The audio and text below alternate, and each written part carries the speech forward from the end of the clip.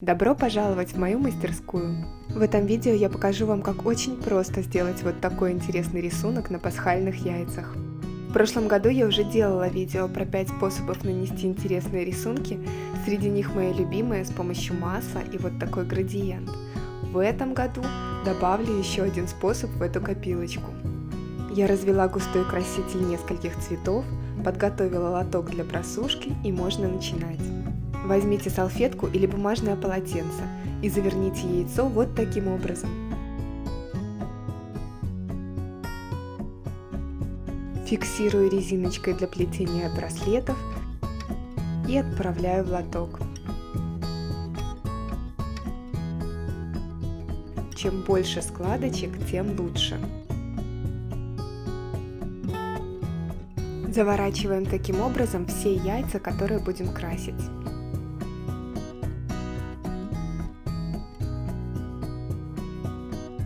Приступаем к окрашиванию. С помощью пипетки или ватной палочки наносим краситель на завернутые яйца вот таким образом. Развлекайтесь, как вам нравится. Любые сочетания цветов, любые размеры пятен, все это происходит довольно быстро.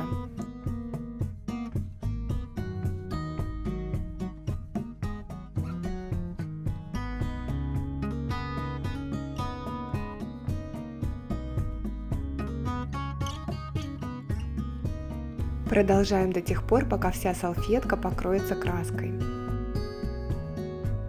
Когда все готово, чуть плотнее подверните хвостик, можете даже подложить его под яйцо, чтобы не расплетался.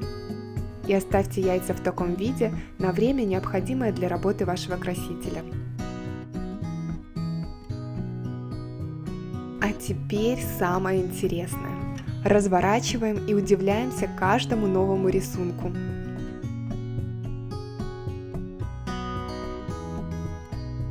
Мне кажется, они похожи на тюльпаны.